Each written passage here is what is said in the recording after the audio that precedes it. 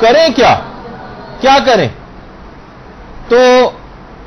دیکھیے جلدی جلدی ہم بات کو بیان کرتے ہیں، لیکن ایسا نہیں کہ بس ابھی یہ 5 منٹ میں ہی میں بتاؤں گا کہ کیا کریں، اس کے علاوہ بس ابھی بتا دیا تو بتا دیا، ورنہ اس کے بعد تو ہم کو عمل نہیں، آپ کو اس کے بعد خود سے تحقیق کرنا ہے، پوچھنا ہے، علماء سے دریافت کرنا ہے، اپنی زندگی کا مقصد اور تعین کرنا ہے، لیکن ایک عمومی طور پر کہ آپ کی کیا ذمہ داریاں، آپ کے فضائل اور آپ کے مناقب بیان کیے جائیں، ایسی محفلوں کا انعقاد جیسے کہ ابھی تذکرہ ہوا۔ دوسرا فریضہ ہے کہ آپ خود بھی ان محافل اور ان مجالس میں شریک ہوں، جہاں پر بھی امام کے سلسلے میں اس قسم کا کوئی کام ہو رہا ہے آپ کو چاہیے کہ ان محفلوں میں شریک ہوں، ان مجالس میں آپ شریک ہوں۔ تیسری ذمہ داری یہ بنتی ہے کہ آپ ان کے فضائل اور مناقب کو نشر کریں، کتابیں اس سلسلے میں اگر کوئی لکھی جا رہی ہے امام، اس میں آپ کنٹریبیوٹ کریں، اپنا مالی حصہ ڈالیں، اس کو ادھر سے ادھر اگر چھپ چکی ہے کتاب ایک دوسرے کو تحفے کے اندر آپ دیں، اس کے اوپر اپنے پیسے کو خرچ کریں، خود امام کی ایک حق ادا ہوگا جو آپ کریں گی کام۔ اگلا آپ کی ذمہ داری کہ آپ ان کے فراق میں روئیں اور دوسرے لوگوں کو رلائیں، یہ بھی ایک فریضہ۔ امام کی نیابت میں یا امام کی طرف سے یا امام کو ہدیہ کریں کوئی حج کو ہدیہ کرنا، بہتر یہ کہ اکثر علماء کہتے ہیں کہ حج نیت اپنی طرف سے کریں اور امام کے سلسلے میں نیابت نہ کریں، بلکہ حج خود کر کے پھر اس کے بعد ہدیہ کر دیں۔ آیت اللہ بہجت وغیرہ کے سلسلے میں رجحان تھا۔ یا پھر یہ کہ امام کے لیے کوئی جا رہا ہو حج پہ تو آپ کہیں کہ امام زمانے کی طرف سے میری طرف سے ان کے لیے طواف کرنا یا ان کے لیے کوئی عمرہ بجا لانا، یہ خود جا سکتے ہو تو خود یہ کام کریں، ورنہ کسی کو نائب بنا کر بھی بھیجیں، یہ بھی ایک ذمہ داریوں میں سے۔ اور حضرت حجت کی طرف سے معصومین کے جو روضے ہیں ان کی زیارت انجام دیں، جہاں جہاں بھی کوئی شخص زیارت کے لیے جا رہے ہیں ان سے آپ کہیں کہ میری طرف سے بھی نیت کر لینا، خود اگر ان زیارت کے سفروں کے اوپر جا رہے ہوں تو حضرت حجت کی طرف سے یہ تمام زیارتیں کریں اور اس کے بعد ثواب ان کو ہدیہ کریں۔ آپ سے استغاثہ کریں، بہت سے استغاثے بہت اہم ہیں جو انشاءاللہ آج موقع نہیں کبھی اور آپ کی خدمت میں بیان کیے جائیں گے۔ آپ کے وسیلے سے شرعی حاجات طلب کریں،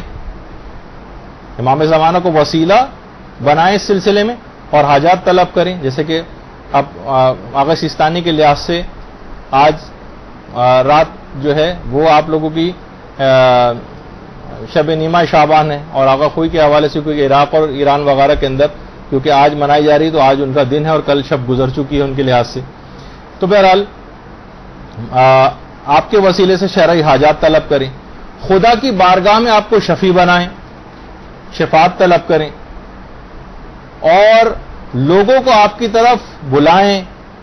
رہنمائی کریں کہ امام زمانہ کا ذکر کریں بار بار، ایسی محافلوں میں لوگوں کو کھینچ کھانچ کے لے کر آئیں، ایسے پروگراموں کا انعقاد کروائیں، خود کو تمام اخلاقی رذائل سے اور برائیوں سے بچانے کی کوشش کریں، لوگوں کو دین پر عمل کر کے دکھائیں، ان جیسا بننے کی نہ کوشش کریں کم سے کم پردہ کر کے شادی میں جا رہے ہیں، نہیں، اچھا ایک ایسا پردہ کہ لوگوں کو ایک معاشرے کے اندر نیکیاں ہوتے نظر آئیں، دین پر عمل کر کے لوگوں کو دکھائیں، خود علم حاصل کریں، تبلیغات دینی کے اندر اپنے آپ کو لے کر آئیں، امام سے ملاقات کے شوق کا اظہار کریں اور تجدید عہد ان سے کریں، دعا عہد پڑھیں اس سلسلے میں، مومنین کی مدد کریں، مومنین کو خوش کریں، علماء فرماتے ہیں کہ مومنین کو خوش کرنا خود امام زمانہ کو خوش کرنے کے برابر، اور امام زمانہ علیہ السلام کو ایک جو یاد کیا جاتا ہے جس طرح سے، اور امام کو روزانہ سلام کریں، یعنی زیارت پڑھیں، ان کی توسل ان سے کریں، ان سے جسمانی اور روحانی جو نسبت ہے رکھنے والے جو علماء اور سادات اور مومنین ان کا بھی تقرب حاصل کریں، قنوت میں امام زمانہ کے لیے دعا کریں، قنوت میں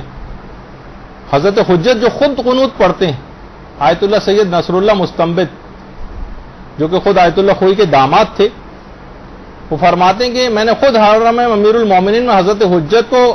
ان کی دل نشیں آواز میں قنوت پڑھتے سنا تھا، اور اس اللہم صلی علی محمد و علی محمد،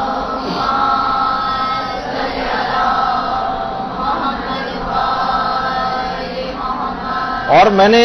یہ دیکھا کہ حضرت حجت حاکم شام پر لعنت کر رہے ہیں،